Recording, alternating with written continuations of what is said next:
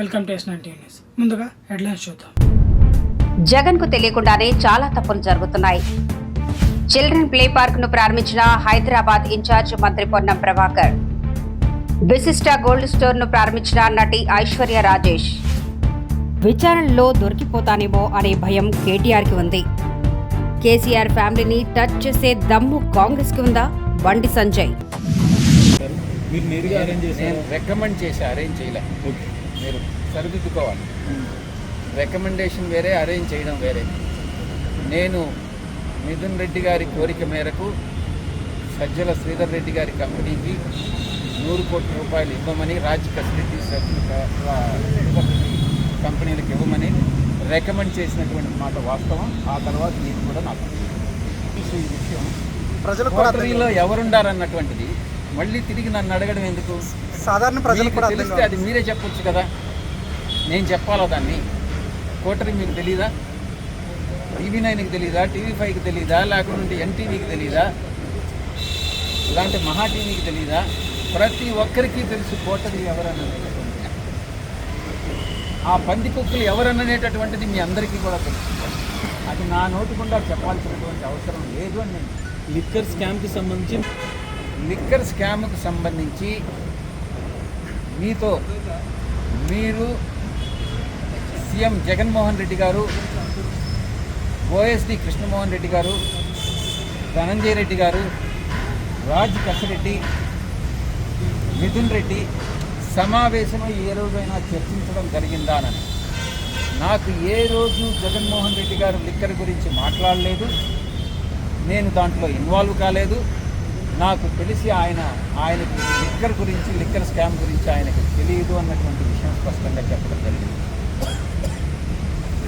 అటువంటి ప్రపోజల్ ఏదన్నా ఉంటే వచ్చిన తర్వాత ఆలోచించాలి, కానీ దాని గురించి ఇప్పుడు ఆలోచించడం దేనికి? మిత్రులు సోషల్ మీడియాలో అందరూ కూడా ప్రచారం చేస్తున్నారు, నేను బీజేపీలో చేరిపోతానని. మీరే చెప్తున్నారు. చంద్రబాబు నాయుడు గారు అడ్డుకుంటున్నారు, జగన్మోహన్ రెడ్డి గారు బీజేపీలో పానీయకుండా అడ్డుకుంటున్నారు అని అనేటటువంటిది. దీంట్లో ఏది యథార్థం కాదు? నేను బీజేపీలో చేరాలనుకుంటున్నానా, చంద్రబాబు గారు అడ్డుకున్నారా, లేకుంటే జగన్మోహన్ రెడ్డి గారు అడ్డుకున్నారా అన్నటువంటి విషయం నాకైతే తెలియదు. నాకైతే బీజేపీ నాయకత్వం ఏ రోజు నేను చేరతానని నేను అడగలేదు, వాళ్ళు చేరొద్దు అని నాకు చెప్పలేదు. నేను 1 సంవత్సర కాలం దూరంగా ఉండదలుచుకున్నాను. 25 సంవత్సర కాలం పూర్తవుతుంది. ఆ తర్వాత నా భవిష్యత్ ప్రణాళిక అనేది నేను నిర్ణయించుకుంటాను. మీడియా మిత్రులకే చెప్పాను, కర్త కర్మ క్రియ రాజ్ కసిరెడ్డి అని. ఎవరు రాజ్ కసిరెడ్డిని అడిగితే సమాచారం దొరుకుతుందే కానీ అది జగన్మోహన్ రెడ్డి గారిని అడిగినా కూడా తెలియదు, నన్ను అడిగినా కూడా తెలియదు, మిథున్ రెడ్డిని అడిగినా కూడా తెలియదు. కర్త కర్మ క్రియ మాత్రమే అడగాలి. ఎవరైతే తెలుగుదేశం పార్టీని వ్యతిరేకంగా మాట్లాడతారో, ఆ వ్యతిరేకంగా మాట్లాడినప్పుడు వైఎస్ఆర్సీపీ వాళ్ళు చప్పట్లు కొడతారు. వైఎస్ఆర్సీపీని వ్యతిరేకంగా మాట్లాడినప్పుడు తెలుగుదేశం వాళ్ళు చప్పట్లు కొడతారు. నాకు ఏ చప్పట్లు వద్దు. మధ్య మార్గంగా నేను ఒక దారిని ఎంచుకోదలుచుకున్నాను. నా దారే నేను రహదారిగా చేసుకుంటాను. అంతేగాని తెలుగుదేశంలో కానీ అటు వైఎస్ఆర్సీపీ నుంచి చప్పట్లు కావాలని నేను కోరుకోవట్లేదు. రాజకీయ శక్తి కానీ బీజేపీతో కలిసి పోరాటం కానీ చేయగలిగితే, నరేంద్ర మోడీ గారు ఈరోజు ప్రపంచంలోనే ఒక మంచి ఉత్తమ ప్రధానిగా, అటు దేశీయంగా కానీ అంతర్జాతీయంగా కానీ ప్రతి ఒక్క విషయంలో కూడా ఆయన చాలా చాలా చాలా సమర్థవంతంగా ఆయన హ్యాండిల్ చేస్తూ ఉన్నారు. ఆంధ్ర రాష్ట్రంలో కూడా అటువంటి ఒక రాజకీయ శక్తి ఉద్భవించగలిగినట్టయితే తప్పకుండా బీజేపీ, దాని మిత్రపక్షాలు తప్పకుండా తెలుగుదేశం కాదు. ఎందుకనంటే ఈ వచ్చేటటువంటి బ్యాడ్ అంతా కూడా తెలుగుదేశంలో వస్తుంది. అవకాశం ఉంది అని నేను భావిస్తూ ఉన్నాను. అవకాశం నా దేహంలో ప్రాణం ఉండగా జరగదు. నేను అప్రూవర్గా మారను. ఎవ్వరూ నన్ను, ఏ శక్తి కూడా అప్రూవర్గా మార్చలేరు అన్నటువంటి విషయాన్ని నొక్కి వస్తాను. సేమ్ అదే క్వశ్చన్. రాజదేవరెడ్డిని మిమ్మల్ని మాత్రంలో ఎంతమంది అరెస్ట్ అయ్యారు? కాలేదు. అటువంటిది ఏదైనా ఉంటే నేను కానీ లిక్కర్ స్కామ్లో అటువంటి ఉంటే, నేను ఇన్వాల్వ్ అయి ఉంటే తప్పకుండా నన్ను అరెస్ట్ చేసేవాళ్ళు.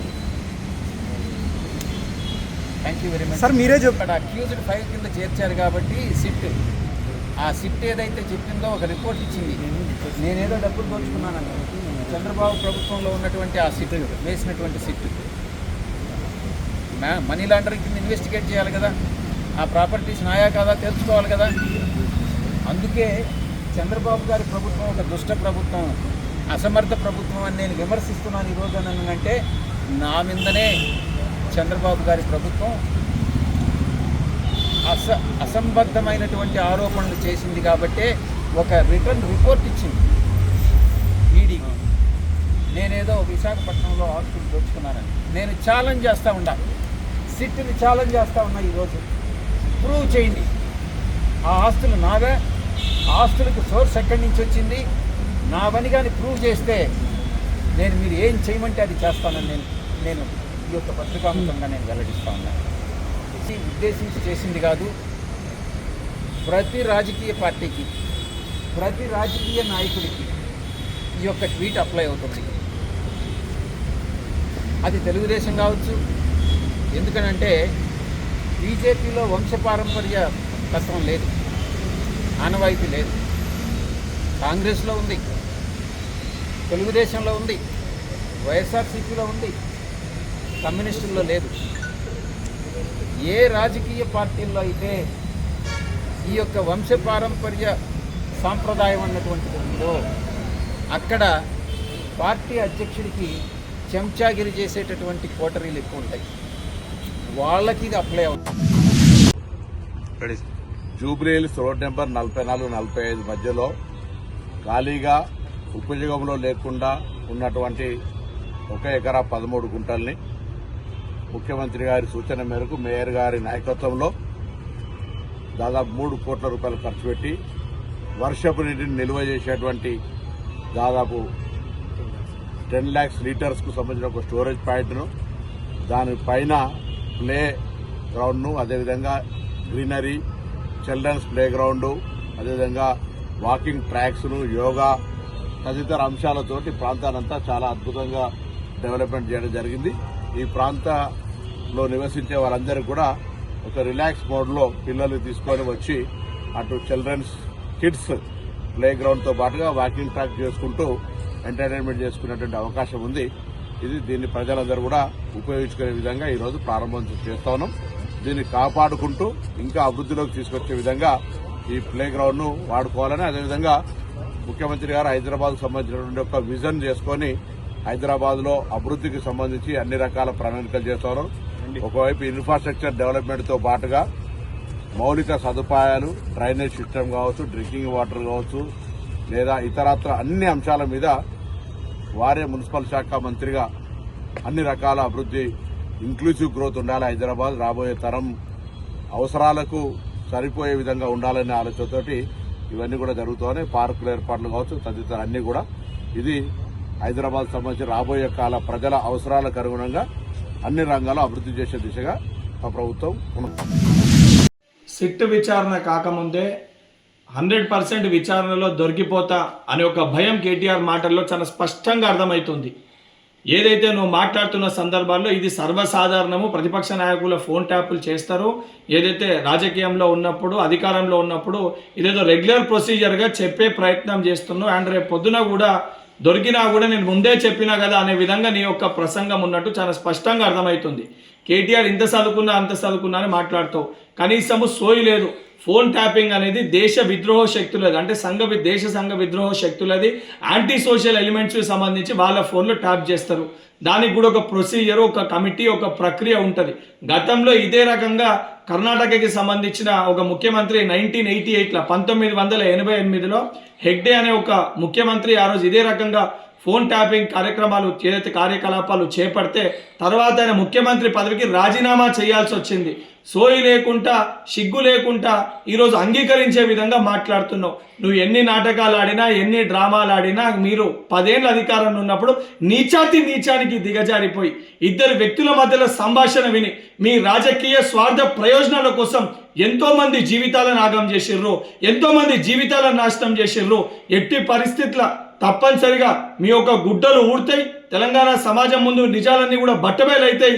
మీకు జైలు శిక్ష తప్పదని చెప్పి కల్వకుంట్ల కుటుంబాన్ని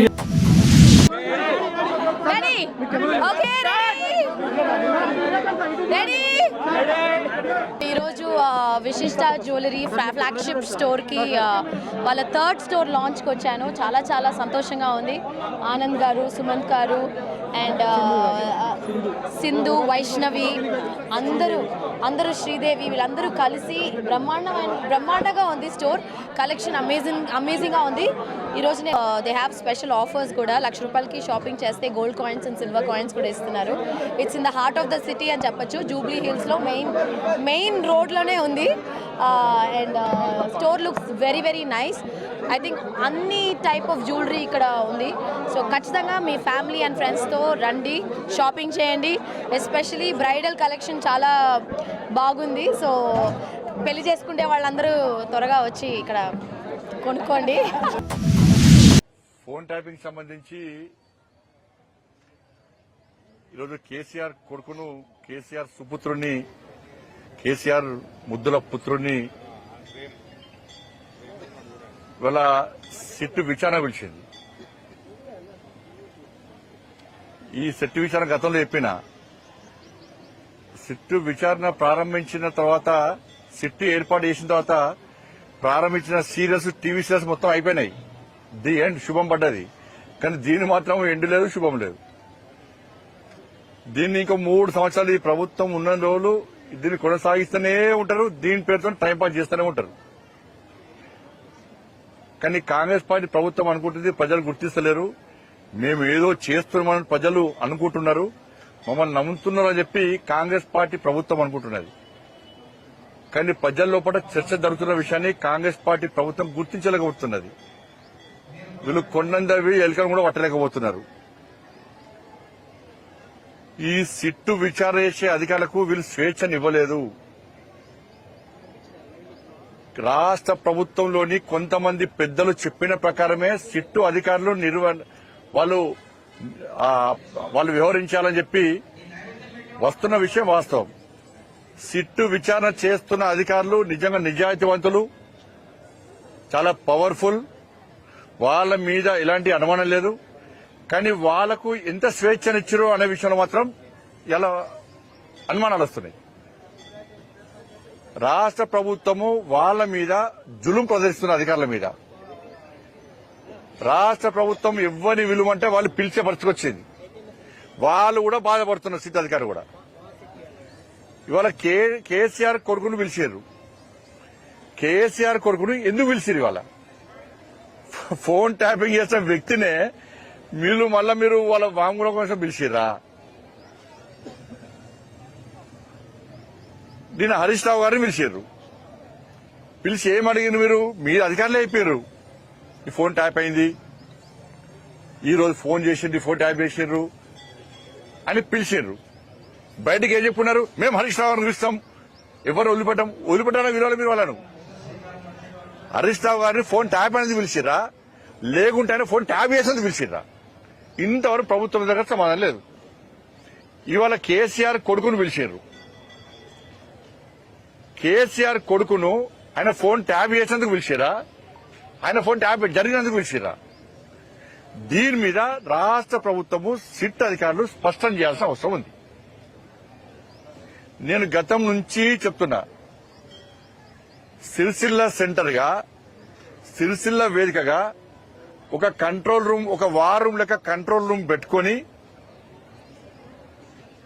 ఈ ఫోన్ ట్యాపింగ్ దందా నడిచింది. హైదరాబాద్ కేంద్రంగా జరగలేదు, సిరిసిల్ల కేంద్రంగా జరిగింది. సిరిసిల్లలో కేసీఆర్ కొడుకు యువరాజు ఆడిందే ఆట, పాడిందే పాట. అలా తనిఖీలు చేసే అధికారం లేదు. బ్రిటిష్ పాలనలా ఆ నిజాం పాలన, ఒక రాజుల పాలన, జీ హుజూర్ అనేటువంటి పాలన ఏ విధంగా సాగిందో కేసీఆర్ కొడుకు పాలనలో సిరిసిల్లలో అదే విధంగా జరిగింది. ఇంతటితో వార్తలు సమాప్తం. చూస్తూనే ఉండండి S9 టీవీ న్యూస్.